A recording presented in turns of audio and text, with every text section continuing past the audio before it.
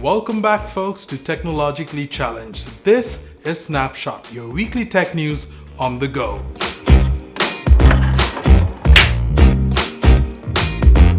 First up is Huawei's $1 million plan. We all know that one of the biggest caveats from the US-China trade-off was Huawei being banned from the United States.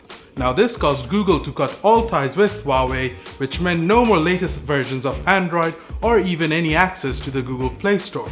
Now this pretty much meant they would not have access to millions and millions of apps that was previously available through Google Play Store. As a result, Huawei decided to kind of build their own platform. They decided to call it the App Gallery. Well, the biggest problem with creating your own platform are developers, or lack thereof. So Huawei kind of found a workaround. They decided to invest £20 million or $26 million into the whole platform so that developers can come make apps for them and get a hefty paycheck. Next up, we have Microsoft with its revamped Edge browser. Now in the recent past, Microsoft decided to kind of kill off their current version of the Edge browser and also said that they will be releasing a new version which will be built on Chromium, the open source technology on which Google Chrome itself is built on. Now what that means is you'll be able to connect and sync all your Google accounts with it and even get extensions from the Chrome Web Store. This is essentially Google Chrome built in with a Microsoft skin.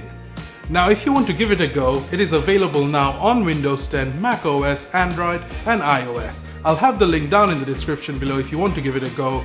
Make sure if you do download it to include the hashtag Snapshot XL and TC Swad, and then let me know what your experience was like so that I can share in with your experiences. Next up, we have iPhone news. Now it's only been a few months since the release of the 11 Pro, 11 Pro Max and the 11, but we already have leaks and rumors of the 2020 iPhones, which will be essentially iPhone 12 or maybe some other freaky name they come up with. However, today we have leaks and rumors about the iPhone 9. First off, as I already mentioned, the iPhone 9 will have a spring release date, which means it will not be released alongside the normal iPhones, so sometime around March if I'm not mistaken. Next up, numerous reports and renders and rumors point to the fact that the iPhone 9 will be very identical to the iPhone 8, except for the back glass, which will be a frosted glass similar to the iPhone 11s and the 11 Pros.